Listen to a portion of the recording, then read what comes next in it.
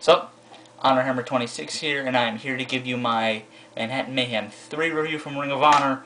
Overall, I'm going to give this show an 8.5. It was a great show, and probably the second best Ring of Honor show I've seen this year. Second to only Supercard of Honor 4. So let's get to that.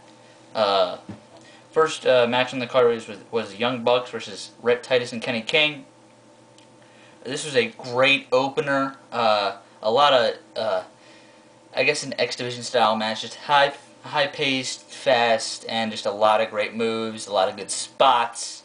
Rhett, Titus, and Kenny King are definitely coming into their own as a tag team. It shows here, and the Young Bucks definitely deserve to be in Ring of Honor. Right now, it's them or the American Wolves are the best tag team in the world right now. I'm that impressed with the Young Bucks. I'm going to give this match 3.5 stars for an opener, which is very, very good, or even great for an opener. So, there's that.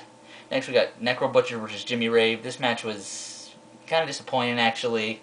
The point of this match was to kind of continue the feud a little bit, I guess, because I figured these two would have a better match in a hardcore type of stipulation, which is what we're getting in Chicago with a dog collar match. But this didn't have a stipulation, so it was a star and 3/4. So it wasn't anything great. It was just, it had a couple good moves, but that was just about it. So that's that. Next, we had Roderick Strong versus Sonjay Dutt. This match was very, very impressive in my mind. I thought it was just as good as the opener, and definitely a lot of good stuff. Sonjay definitely now belongs in ROH's style. Definitely works in the new ROH now that he's been released from TNA. And Roderick's just on a roll this year. Keep having good matches with everybody on the roster. So I'm going to give this 3.5 again. Good job there. Next, we get the first blood match between Jimmy Jacobs and Tyler Black. I forgot to start off the show. We got an Austin Aries promo, which is even pretty good, which was really good. And after the Necro Butcher Jimmy Rave match, we got Ric Flair coming out, and he said nothing really spectacular, but it was a good promo for him, I guess. Better than the one in Manassas the night before. So then we got Jimmy Jacobs and Tyler Black. This actual match only lasted about 10 seconds, but there was a lot of outside the ring fighting, which so this entire segment lasted about, I'd say, around 8 minutes. And then after Jimmy Jacobs beat Tyler Black for in the first match after opening him up, Tyler Black attacked him post-match and then announced that he's inserting himself into the world title match later in the night. So now it is a 3-way elimination match. Jerry Lynn, Austin Aries, and Tyler Black.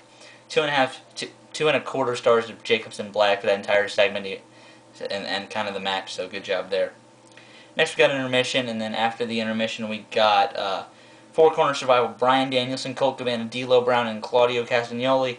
This four-corner survival was pretty good, actually. It was better than the one. It was kind of actually equal to the one in Manassas the night before. It was actually a little bit of a hair better. I'm going to give it the same rating of 2.75 stars, but it did have a lot of good spots in it, and just a lot of the last couple minutes it picked up, but the ending kind of looked a little unbelievable, or a little forced in my book, because I don't think the person that got the win kind of got all of it. It just looked a little weird in my book, and I knocked it down 1/4 star because of it.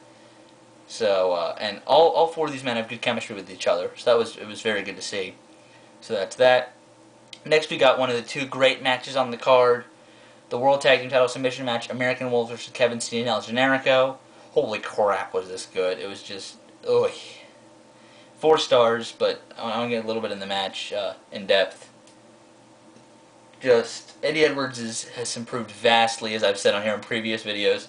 He hung with Richard, Steen, and Generico for the entire match, and it was great. Dave Richards did do a shooting star press to the outside, which I was very impressed with. And Kevin Steen and Generico always are having good matches, and during the reign of the American Wolves, we've seen that they can have matches that are just quality of, I guess, Briscoe's of 07. I don't think they've had one title match that hasn't been great yet, that I've seen at least. So 4 stars. Just I can't wait to see them. I know they face an End of an Age coming up in Chicago, and then the next match they have is going to be the Ladder War, which just these 4 always have good chemistry. 4 stars, and I can't wait to see more, because all of them are having great years right now, especially Richards and Edwards. Next we got the Ring of Honor return of Little Guido Maritato, Nunzio in WWE, versus Jay Briscoe. This match is only okay. It's kind of a welcome back party for Guido, but it was kind of a way to show that Jay Briscoe is still strong against anybody on the roster. And this was I think it was a rematch from Crowning a Champion, I believe. And Guido still is a very good wrestler, and Briscoe's always been good. So 2.5 stars here. I'll give it 2 1/4 actually, because it was. I guess the point of this match was to give the main event more time for the crowd to be hot, to kind of quiet it down so they can get back and riled for the main event, which I think was a good decision to put it here. As much as I think that the 2 main events should be the title matches, for a match that we had in the main event, it worked. So there's that. And then we got the main event of Jerry Lynn versus Austin Aries versus Tyler Black in the elimination match. This match was great, match of the night, 4 1/4 stars, and just Jerry Lynn busted his butt in this match, or at least for the time that he was in it. And there was a guy who gave him a finger in the crowd, and you can tell that he was a little ticked off at that, and he kind of showed the guy in the crowd that he can still go. And whoever that fan was an idiot, but he in the crowd that night, they were throwing a lot of trash in the ring. If anyone else noticed that, I don't know why they were doing that. It's just kind of disrespectful in my book. But anyway, first man eliminated was Jerry Lynn, so you were guaranteed a new world champion. Then the crowd got so behind Tyler Black, it wasn't even funny. And Aries in this match did a lot of moves, kind of dispute Ric Flair, like he did the move where he gets caught on the top rope and Jerry Lynn threw him down, and he did lock in the figure 4 leg lock in this match, and he even came out to his music, so that was kind of cool. And while all this is going on, Nigel McGuinness is the outside ring enforcer, so that was kind of cool. And Tyler Black and Austin Aries have always had good chemistry, so that was a good ending to the match, and just it was a great match. It doesn't do enough to get a spot on my match of the year countdown right now, but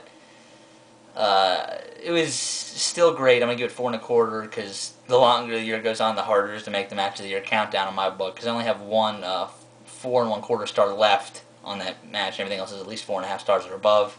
So this is a strong 4 1/4 stars, but it does not make the countdown. Right? I think it'd be like 12 or 13 right now this year. So that's my review of Manhattan Mayhem 3. Hopefully you guys liked it. See you later. Oh, remember to send me Q&A questions as well. I'll take it. Any questions you want, pro wrestling, sports. See ya.